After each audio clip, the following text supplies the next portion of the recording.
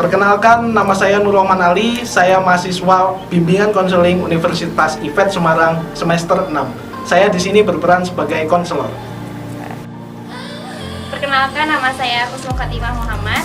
Saya mahasiswa Bimbingan dan Konseling Universitas IFET semester 6. Di sini saya berperan sebagai klien. Perkenalkan, nama saya Wahidrawati. Saya mahasiswa BK semester 6 di Universitas IFET. Saya di sini sebagai kameramen dan editor. Perkenalkan, nama saya Siti Arifah Qodariah dari Universitas IFET Semarang, jurusan Bimbingan dan Konseling semester 6. Yuk.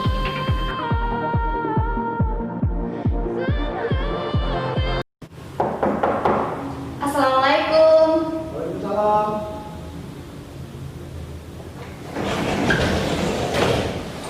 Oh, bagus Nur. Ada apa Mas Nur? Jadi gini Pak, ada yang mau saya sampaikan ke Bapak. Oh, ada yang mau disampaikan. Iya, Pak. Harus sampaikan di dalam? Boleh Pak? Boleh, silakan masuk. Makasih Pak. Iya.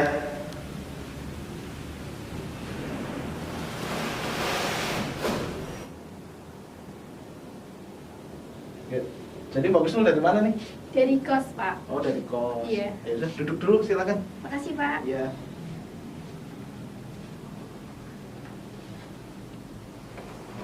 Nah, Mbak Kusnul apa kabar nih? Alhamdulillah Pak, sehat. Sehat ya? Iya. Alhamdulillah, karena emang kondisi pandemi corona seperti ini, kita dituntut untuk menjaga kesehatan supaya tidak gampang terkena penyakit, ya, supaya badannya tetap fit. Iya. Itu ya Mbak Kusnul ya? Iya Pak. Ya, Mbak Kusnul kan saya pernah dengar kalau Mbak Kusnul ini dari Tuban ya, Jawa Timur ya. Iya Pak. Terus Mbak Kusnul bersekolah di Cepu di sini. Iya. Nah, Mbak Kusnul sekarang ini selama pandemi ini tinggal di kos di sekitaran sekolah atau pulang ke rumah? Di rumah Pak. Di rumah ya? Iya. Oke, berarti mungkin Mbak Kusnul pulangnya pada saat isu lockdown ini belum dilakukan ya? Iya, Sehingga Pak. Mbak Kusnul bisa pulang cepat-cepat pulang ke rumah terus beraktivitas di rumah gitu ya Mbak Kusnul ya? Iya Pak. Oke, ya tadi kan Mbak Kusnul mau menyampaikan sesuatu. Mau menyampaikan apa Mbak Kusnul? Jadi gini Pak, saya ada permasalahan yang perlu saya sampaikan ke Bapak. Oh, ada permasalahan. Iya. Oke, berarti Mbak Kusnul kalau memang sedang mengalami permasalahan, berarti Mbak Kusnul membutuhkan layanan konseling individu. Mbak Kusnul Iya. sebelumnya pernah melaksanakan layanan konseling individu atau mungkin pernah tahu konseling individu itu apa sih? Pernah nggak? Belum Pak. Belum pernah ya? Iya. Oke, jadi kalau mungkin Mbak Kusnul belum pernah, di sini saya akan menjelaskan terlebih dahulu layanan konseling individu itu apa sih supaya Mbak Kusnul bisa lebih paham. Itu ya. Iya Pak. Jadi layanan konseling individu itu adalah satu kegiatan layanan bimbingan konseling yang dilakukan oleh konselor. Jadi nanti saya akan berperan sebagai konselor dan Mbak Kusnul ini nanti akan berperan sebagai klien. Ya, Iya Pak. akan berperan sebagai klien saya. Tujuannya apa sih? Tujuannya adalah untuk membantu menyelesaikan permasalahan yang sedang klien alami. Gitu ya Mbak Kusnul ya. Iya Pak. Nanti dalam proses konseling Mbak Kusnul silahkan menceritakan segala hal yang sedang Mbak Kusnul alami saat ini, yang sekarang sedang mengganjal oleh Mbak Kusnul. Ceritakan secara terbuka tanpa adanya keterpaksaan. Mbak Kusnul nggak perlu ragu, nggak perlu bimbang, karena dalam proses konseling ini asas kerahasiaan akan kita jaga, sehingga Mbak Kusnul tidak perlu panik nih nanti setelah ini apakah akan bocor atau tidak. Saya akan menjamin kerahasiaan itu Mbak Kusnul. Itu ya Mbak Kusnul ya. Iya Pak. Terus Mbak Kusnul untuk 1 jam ke depan nanti ada kegiatan lain nggak? Nggak ada Pak. Nggak ada ya, nggak ada kegiatan lain yang dilakukan ya. Oke, berarti mungkin karena saya di sini juga ada waktu selama 30 menit ke depan, maka layanan konseling individu ini akan kita lakukan 30 menit ke depan. Kira-kira gimana Mbak Kusnul? Iya Pak. Boleh ya? Iya. Oke, kalau Mbak Kusnul menyepakati itu, Mbak Kusnul juga mau untuk mengungkapkan permasalahannya di sini. Silakan Mbak Kusnul memulai untuk menceritakan permasalahannya. Tapi sebelum menceritakan permasalahan, Mbak Kusnul silakan duduknya rileks dulu, santai, cari tempat yang nyaman. Kalau memang sudah nyaman, silakan Mbak Kusnul memulai untuk menceritakan permasalahannya kepada saya. Silakan. Baik Pak. Jadi gini Iya. Pak, selama pandemi ini kan saya di rumah. Nah, saya itu merasa kalau ibu saya tuh nggak sayang sama saya lagi. Oh gitu. kasih sayangnya itu berbeda Pak ketika saya di rumah sama saya di kos. Oh, gitu. Jadi tuh saya ngerasa bahwa bapak ibu saya tuh nggak sayang lagi sama saya. Oh gitu. Iya. Oke, jadi Mbak Gusnul di sini merasa bahwa orang tuanya Mbak Gusnul ini kok nggak sayang ya sama Mbak Gusnul ya, gitu ya? Iya Pak. Kalau saya boleh tahu nih, Mbak Gusnul kenapa bisa berpikiran seperti itu? Soalnya kan gini Pak, Hmm. kalau di kos itu bapak ibu sering telepon kayak nanyain udah makan belum, udah belajar belum, udah Iya. sholat belum, Iya. lagi di mana, hati-hati kayak gitu. Cuma kalau di rumah itu kayak ya dibikinin makanan, cuma itu kayak ya udah kalau ibu udah masak ya udah ditaruh meja, nggak peduli kalau itu saya udah makan atau belum. Terus kayak mau saya sholat enggak itu ya udah terserah saya kayak gitu, saya nggak diingetin gitu. Terus sering marah-marah juga. Kalau saya lagi ngapain gitu ibu saya marah. Oh gitu ya Mbak Gusnul. Oke. Nah, saya simpulkan ya bahwa di sini ternyata itu Mbak Gusnul ketika di rumah ya kurang mendapat perhatian yang sama ketika Mbak Gusnul berada di kos ya, di sini Iya. ya, di Cepu ya, gitu ya. Oke, kalau Mbak Gusnul merasakan seperti itu, terus Mbak Gusnul juga marah-marah gitu ya, orang tuanya sering marah-marah gitu ya. Iya Pak. Oke, terus hal itulah yang menyebabkan Mbak Gusnul berprasangka bahwa orang tua Mbak Gusnul ini sudah tidak sayang sama Mbak Gusnul, seperti itu ya? Iya Pak. Oke, ternyata seperti itu.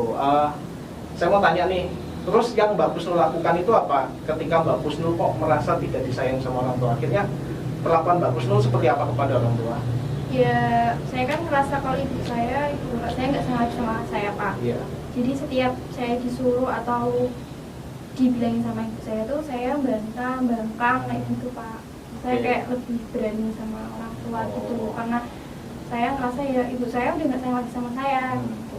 Oh, jadi mungkin karena Mbak Gusnul merasa orang tua Mbak Gusnul tidak sayang sama Mbak Gusnul jadi membantah gitu ya, berani Iya. sama orang tua gitu ya Mbak Gusnul ya. Iya Pak. Oke, ya kita cari solusinya bareng-bareng ya Mbak Gusnul ya. Iya, Pak. Pertama kan tadi Mbak Gusnul sering dimarahi oleh orang tua, tadi kan Iya. mengatakan seperti itu ya. Terus saya mau tanya nih, emang biasanya Mbak Gusnul dimarahi orang tua ketika Mbak Gusnul itu sedang apa? Biasanya tuh kalau saya lagi main HP, karena ini kan pandemi Pak, nggak boleh keluar. Jadi saya lebih sering di kamar main HP. Terus kalau disuruh-suruh tuh saya suka menunda-nunda waktu. Tapi kan saya kerjakan Pak. Oh, iya. Tapi ibu saya marah kayak gitu.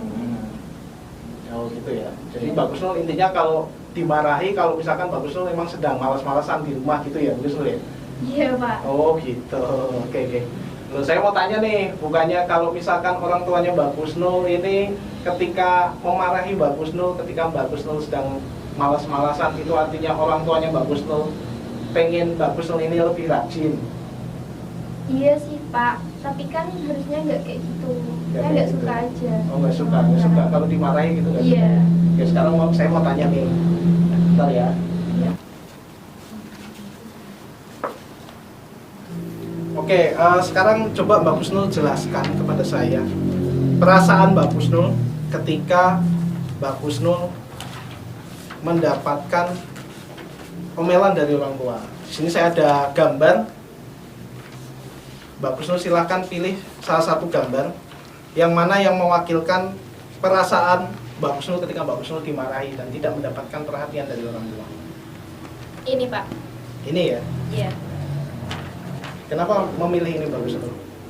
Ya ketika orang tua saya marah, Hmm. ketika saya nggak diperhatiin sama orang tua, itu saya merasa kecewa, saya merasa marah gitu Pak. Kecewa, marah gitu ya. Iya. Ketika Mbak Gusnul tidak mendapatkan perhatian, sering dimarah-marahi oleh orang tua, Mbak Gusnul kecewa ya. Iya Pak. Oke, coba jelaskan pada saya tingkat kekecewaan dari Mbak Gusnul dari 1, artinya sangat rendah, sampai 10, sangat tinggi. Di mana sih tingkat kekecewaan Mbak Gusnul terhadap orang tua Mbak Gusnul ini? 8 Pak. 8 ya. Oke, ada di angka 8 berarti sangat kecewa sekali ya Mbak Gusnul ya. Iya Pak. Oke, saya paham di sini apa yang Mbak Gusnul rasakan. Gimana sih rasanya ketika dimarahi oleh orang tua? Gimana sih ketika Mbak Gusnul tidak mendapatkan perhatian yang seperti biasa Mbak Gusnul dapatkan di kos? Pasti rasanya sangat kecewa, rasanya sangat hancur. Begitu ya Mbak Gusnul ya? Iya Pak. Tapi coba deh sekarang Mbak Gusnul bayangkan, apakah di sini Mbak Gusnul berhak kecewa? Padahal Mbak Gusnul ketika masih kecil Ya, bayangkan ya Mbak Kusnul, ketika masih kecil Mbak Kusnul mendapatkan kasih sayang dari orang tua, Mbak Kusnul dirawat oleh orang tua, Mbak Kusnul mendapatkan makanan oleh orang tua, Mbak Kusnul dipenuhi segala kebutuhannya oleh orang tua. Mbak Kusnul bayangkan, apakah Mbak Kusnul berhak kecewa? Ya pokoknya ketika orang tua saya marah tuh saya rasanya kecewa gitu. Kecewa ya. Oke, sekarang ketika Mbak Kusnul sudah membayangkan ya. Sudah. Sekarang saya mau tahu tingkat kekecewaan Mbak Kusnul dari 1 sampai 10. Yang tadinya 8 jadi berapa sih Mbak Kusnul? Setelah saya membayangkan orang tua saya itu juga pernah perhatian pada saya. Waktu saya kecil saya diperhatiin, saya bisa sebesar ini juga karena orang tua saya. Di angka 5 Pak.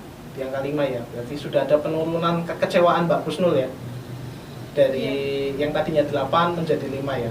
Berarti ada sesuatu hal yang ingin Mbak Kusnul harapkan dari orang tua Mbak Kusnul, begitu ya? Iya Pak. Sekarang saya perlihatkan gambar Mbak Kusnul.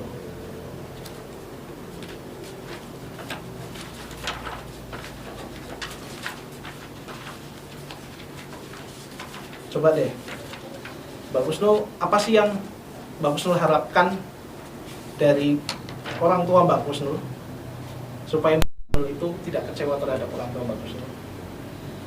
Ini Pak. Ini ya? Iya. Kenapa memilih ini? Karena saya pengen orang tua saya itu berlakunya itu sama kayak walaupun saya di rumah, saya di kos itu sama Pak, tetap ngingetin saya makan, tetap ngingetin saya belajar, sholat. Oke, iya begitu ya Mbak Kusnul. Berarti itu yang Mbak Kusnul harapkan.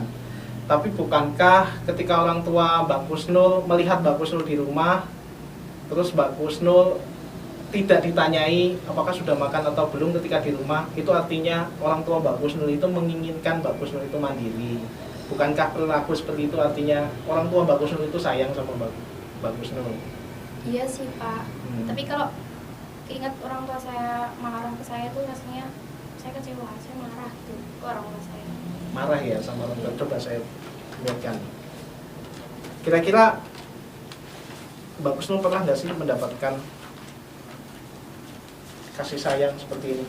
Pernah nggak Mbak Kusnul disuapi oleh orang tua ketika Mbak Kusnul kecil mungkin? Pernah Pak. Pernah ya. Terus pernah nggak Mbak Kusnul diajak bermain oleh orang tua, bercanda dengan orang tua, pernah nggak? Pernah. Pernah ya. Oke, terus pernah nggak Mbak Kusnul dipeluk oleh orang tua, Mbak Kusnul mendapatkan rasa kasih sayang kepada orang tua, pernah nggak? Pernah Pak. Pernah ya.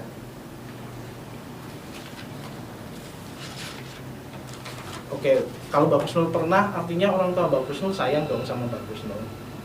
Sayang Pak. Mbak Kusnul sayang nggak sama orang tua Mbak Kusnul? Sayang Pak. Sayang ya. Oke, apakah Mbak Kusnul itu masih ada rasa benci mungkin, walaupun masih ada sayang? Iya Pak, saya sayang pada orang tua saya. Tapi rasanya kalau diingat ketika suara ibu saya marah, itu saya masih benci. Masih benci. Oh, tadi katanya Mbak Kusnul sayang sama orang tua Mbak Kusnul, sekarang jadi benci lagi kepada orang tua Mbak Kusnul? Ya saya sayang Pak sama orang tua. Sayang ya. Coba deh Mbak Kusnul bayangkan lagi kebaikan-kebaikan orang tua Mbak Kusnul terhadap Mbak Kusnul. Ketika orang tua Mbak Kusnul memberikan kasih sayang segenap jiwa raganya untuk Mbak Kusnul, coba bayangkan. Bayangkan ya. Terus Mbak Kusnul tadi masih ada rasa benci ya. Apakah Mbak Kusnul itu berhak untuk benci? Enggak Pak. Enggak ya. Coba deh. Tadi kan Mbak Kusnul juga kecewa ya. Kekecewaan Mbak Kusnul itu masih di tahap 5. Dari perbincangan kita sekarang, Mbak Kusnul membayangkan kebaikan-kebaikan orang tua. Coba deh. Sekarang ada di tahap berapa? Ada tingkat berapa kekecewaan Mbak Kusnul dari 1 sampai 10? Setelah tadi 5. 2 mungkin Pak. 2 ya? Iya. Oke, berarti sudah mulai menurun ya Mbak Kusnul ya. Oke, berarti Mbak Kusnul sayang nggak sama orang tua Mbak Kusnul? Sayang Pak. Sayang ya. Terus tadi kan Mbak Kusnul mengatakan bahwa Mbak Kusnul itu membangkang, Mbak Kusnul itu suka menunda-nunda pekerjaan yang diberikan oleh orang tua. Apakah perilaku seperti itu perilaku yang menggambarkan Mbak Kusnul sayang kepada orang tua Mbak Kusnul? Enggak Pak. Enggak ya? Bukan ya? Bukan. Terus perilaku yang seperti apa yang harus Mbak Kusnul lakukan sebagai bukti tanda bahwa Mbak Kusnul itu sayang kepada orang tua Mbak Kusnul? Berarti saya harus bersikap baik pada orang tua saya. Kayak kalau disuruh ya nggak menunda-nunda waktu. Kayak selalu membantu, nurut gitu ke orang tua saya. Iya, gitu ya Mbak Kusnul ya. Iya Pak. Kira-kira Mbak Kusnul sanggup gak nih melakukan hal seperti itu? Saya akan berusaha Pak. Berusaha ya. Oke, saya yakin di sini Mbak Kusnul pasti bisa melakukan hal-hal yang tadi Mbak Kusnul katakan oleh kepada saya. Gitu ya Mbak Kusnul ya. Iya Pak. Oke, jadi karena waktu ini sudah habis, sesuai dengan kesepakatan kita di depan tadi, dan saya lihat sepertinya Mbak Kusnul sudah memahami apa-apa saja yang sudah kita bicarakan ini. Konseling ini bakal kita akhiri. Cuman saya ingin bertanya kepada Mbak Kusnul, selama kita berbicara seperti ini, selama kita melakukan kegiatan konseling seperti ini, apa sih yang Mbak Kusnul pahami?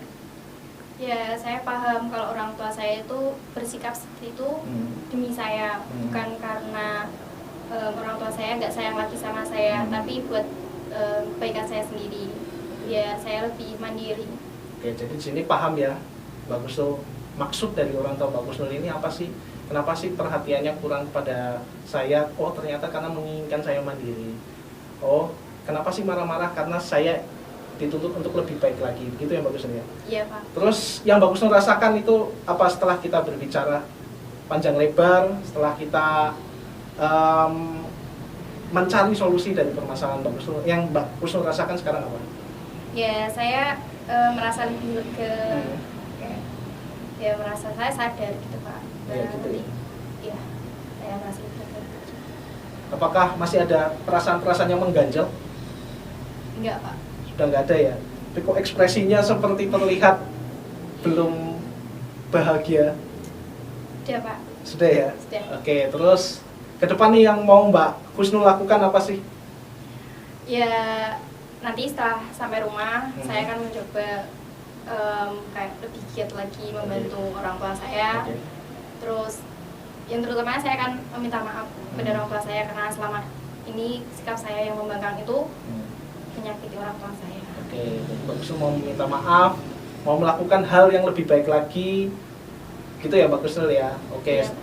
Setelah kita berbicara seperti ini, saya dapat menilai bahwa Mbak Kusnul ini ternyata sudah bisa menemukan solusi dari permasalahan Mbak Kusnul.